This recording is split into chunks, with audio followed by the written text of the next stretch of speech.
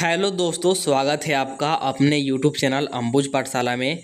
तो इस वीडियो में हम लोग JAC board weekly test class 11th का इंग्लिश कोर का most important viral question paper देखने वाले हैं, जो कि आपके नेक्स्ट वीकली टेस्ट एग्जाम में देखने को मिलेगा।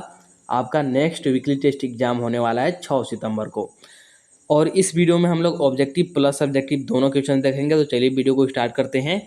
और वीडियो को स्टार्ट करने से पहले हमारे चैनल पर नए हों तो चैनल को सब्सक्राइब करके जरूर रख लीजिएगा। साथ ही वीडियो को अपने दोस्तों के पास भी शेयर कर दीजिएगा, क्योंकि वीडियो बहुत ही ज़्यादा इंपॉर्टेंट होने वाला है।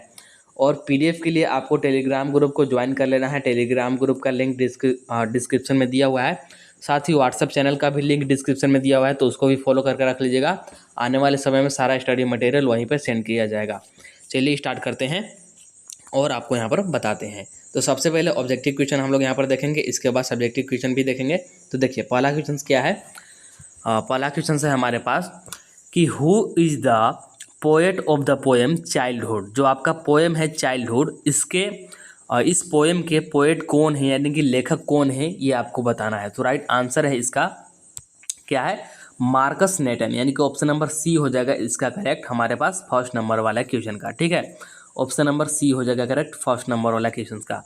मार्कस नेटन जो है ये चाइल्डहुड जो आपका चैप्टर है इसके पोएट है, यानी कि लेखक है। इसके बाद सेकेंड नंबर वाला क्वेश्चन देखिए क्या बोल रहा है। What is the opposite of the word hidden. Hidden जो वर्ड है इसका अपोजिट पूछ रहा है। बहुत ही सिंपल है यहाँ पर वर्ड भी, और इसका बहुत ही सिंपल आंसर भी होगा। तो हिडन का अपोजिट क्या आ जाएगा, हिडन का अपोजिट आपका आ जाएगा ओपन। ठीक है, क्या आ जाएगा ओपन, यानी कि ऑप्शन नंबर ए हो जाएगा यहाँ पर करेक्ट। हिडन मतलब छिपा हुआ, ठीक है, हिडन या फिर बंद ऐसे बोल सकते हैं। और ओपन मतलब खुला, एकदम हमको सामने से दिख रहा है ऐसा। तो ऑप्शन नंबर ए हो जाएगा आपका यहाँ पर करेक्ट। ठीक है, इसके बाद आगे बढ़ते हैं। तो थर्ड नंबर वाला क्वेश्चन हमारे पास क्या है, देखिए यहाँ पे what questions does the poet ask to himself. ठीक है, तो जो पोएट है क्या क्वेश्चंस पूछता है यह बताना है। तो राइट आंसर क्या जाएगा, राइट आंसर्स यहाँ पर आपको ऑप्शन दिख रहा होगा। तो इसका राइट आंसर जाएगा हमारे पास when did my childhood go, ठीक, and where did my childhood go, यानी कि ऑप्शन नंबर सी हो जाएगा यहाँ पर correct both A and B. यानी कि जो पोएट है, जो लेखक है, ये खुद से क्या क्वेश्चन पूछते हैं कि when did my childhood go, मेरा बचपना कब चला गया, और साथ ही where did my childhood go, और कहाँ गया मेरा बचपना। ठीक है, तो इसीलिए ऑप्शन नंबर सी हो जाएगा correct both A and B. Next है 4 नंबर वाला क्वेश्चन, देखिए क्या बोल रहा है। What is the poem childhood about, यानी कि जो आपका पोएम है चाइल्डहुड ये किसके बारे में है। मतलब आप लोग चैप्टर पढ़ेंगे तो आपको पता चला होगा कि ये किससे रिलेटेड है, किसके बारे में एक्चुअली ये पोएम है। तो राइट आंसर क्या जाएगा, पोएट्स लॉस्ट चाइल्डहुड, यानी कि ऑप्शन नंबर ए हो जाएगा आपका करेक्ट। यानी कि जो पोएट है, पोएट का बचपना कब खो गया, कहाँ खो गया, इसी पे ये बेस्ड है। तो ऑप्शन नंबर ए हो जाएगा आपका करेक्ट। ठीक है, इसके बाद आगे बढ़ते हैं। तो 5 नंबर वाला क्वेश्चन देखिए क्या है। व्हाट इज मीन्ट बाय कोरा। कोरा का क्या मतलब होता है ये बताना है। ठीक है, और इसी पोएम में यहाँ पर कोरा का मतलब बताया गया है। तो कोरा का क्या मतलब है यहाँ पर आपको बताना है। तो यहाँ पर आपको दिया गया है 4 ऑप्शन। तो 4 ऑप्शन में से राइट आंसर क्या है, क्या दिया गया है आपको, मोनेस्ट्री दिया गया है, टेम्पल दिया गया है, सर्कुमैम्बुलेशन दिया गया है, और माउंटेन दिया गया है। तो राइट आंसर क्या जाएगा हमारे पास, राइट आंसर हो जाएगा इसका ऑप्शन नंबर सी, यानी कि सर्कुमैम्बुलेशन। ऑप्शन नंबर यहाँ पर हो जाएगा सी करेक्ट। ठीक है, कोरा का मतलब होता है सर्कुमैम्बुलेशन। ठीक है, ऑप्शन नंबर सी हो जाएगा करेक्ट आपका 5 नंबर वाला क्वेश्चन का। ठीक है, आगे बढ़ते हैं। तो 6 नंबर वाला क्वेश्चन देखिए क्या बोल रहा है कि what was the present that Lemo gave the writer. तो what was the present that Lemo gave the writer. तो इसका राइट आंसर का जगह हमारे पास इसका राइट आंसर जगह कि सिप स्किन कोट। क्या, सिप स्किन कोट, यानी कि ऑप्शन नंबर डी हो जाएगा आपका करेक्ट। ठीक है, इसके बाद आगे बढ़ते हैं। तो आगे है आपका हमारे पास 7 नंबर वाला क्वेश्चन क्या है कि क्यांग इज। तो ये क्या है ये बताना है, ये क्या चीज़ था एक्चुअली बताना है। तो वाइल्ड हॉर्स था, वाइल्ड एस था, वाइल्ड हिप था, या फिर वाइल्ड बियर था। तो राइट आंसर क्या जाएगा हमारे पास, राइट आंसर आ जाएगा वाइल्ड एस, यानी कि ऑप्शन नंबर बी हो जाएगा आपका करेक्ट। ठीक है, इसके बाद आगे बढ़ते हैं। तो 8 नंबर वाला क्वेश्चन देखिए क्या बोल रहा है। Which mountain's kora was the writer going for.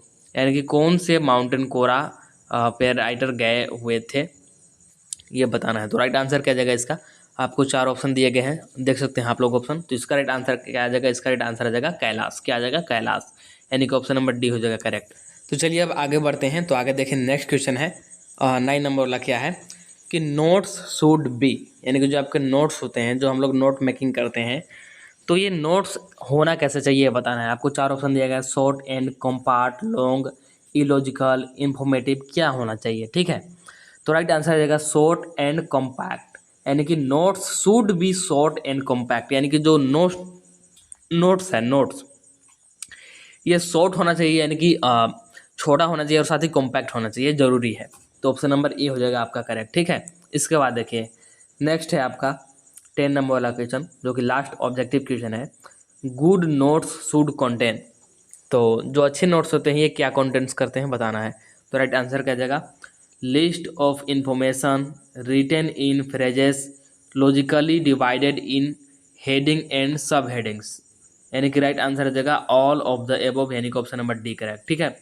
यानी कि इन्फॉर्मेशन का एक लिस्ट हो, साथ ही फ्रेजेस के रूप में लिखा हुआ हो, और logically divided in heading and सब हेडिंग, यानी कि लॉजिकली हेडिंग और सब हेडिंग में क्या हो, डिवाइडेड हो, कि ये इसका हेडिंग है, इसका सब हेडिंग ये हो गया, इस प्रकार से हो, ठीक है। तो ऑप्शन नंबर डी हो जाएगा आपका करेक्ट।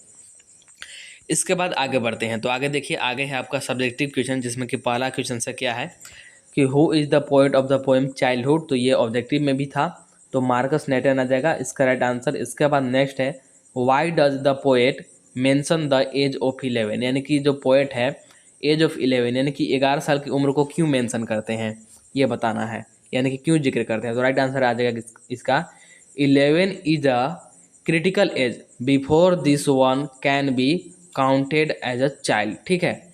ये एक क्रिटिकल एज है, मतलब कि ये एक बोल सकते हैं मतलब ऐसा ये एज है जिससे कि पहले आपका बचपना होता है, इसके बाद आपका बचपना खो सा जाता है, इस प्रकार से, ठीक है।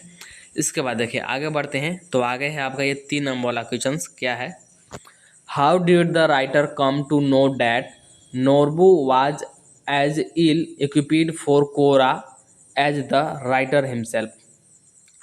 तो यहाँ पर इसका राइट आंसर जाएगा कि Norbu kept telling the writer how hard the Kora would be considering the high altitude, the walk would be difficult for a person as a fat as him। इसके बाद नेक्स्ट क्वेश्चन है कि what led the writer to conclude that Norbu was not a local।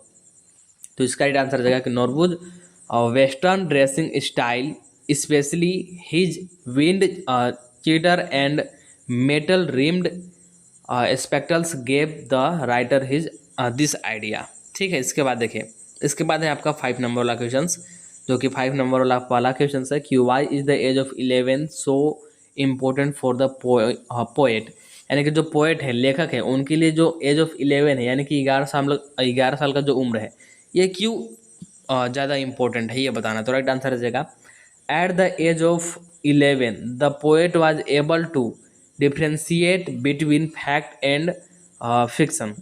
तो 11 साल की उम्र में जो पोएट है ये डिफ्रेंशिएट कर सकते थे फैक्ट और फिक्शन में, ट्रूथ एंड इमेजिनरी रियलाइजेशन में। आगे है the hell and heaven are merely imaginary concept of our mind, they don't exist in the world or in a geographical map. At this age he against maturity and step towards rational thinking. तो यही कारण है कि जिसके कारण as of 11 जो है ये पोएट के लिए ज़्यादा इंपॉर्टेंट हो जाता है। तो इस प्रकार से आपका एक 5 नंबर वाला यहाँ पर क्वेश्चंस कंप्लीट होता है, और एक 5 नंबर वाला और क्वेश्चंस रहेगा, जो कि आपका रहेगा, मैं यहाँ पर बता देता हूँ। एक और 5 नंबर वाला आपका राइटिंग सेक्शन से रहेगा, जो कि रहेगा आपका नोट मेकिंग का। किससे रहेगा, नोट मेकिंग से रिलेटेड रहेगा, ठीक है। नोट मेकिंग से रिलेटेड मैंने यहाँ पर क्वेश्चन नहीं डाला है, लेकिन मैं नोट मेकिंग का फॉर्मेट टेलीग्राम ग्रुप में सेंड कर दूंगा, या फिर आपको व्हाट्सअप ग्रुप में सेंड कर दूंगा। नोट मेकिंग से रिलेटेड ही रहेगा, राइटिंग सेक्शन से रिलेटेड रहेगा, एक 5 नंबर का, ठीक है। एक तो आपके बुक से रहेगा और एक ग्रामर पोर्शन से रहेगा, ठीक है। तो इस वीडियो में इतना ही। आई थिंक आपको वीडियो पसंद आया होगा। वीडियो पसंद आया होगा तो वीडियो को लाइक जरूर कर दीजिएगा, चैनल को सब्सक्राइब कर रख लीजिएगा। चलिए मिलते हैं नेक्स्ट वीडियो में, तब तक के लिए tata bye bye, see you in the next video.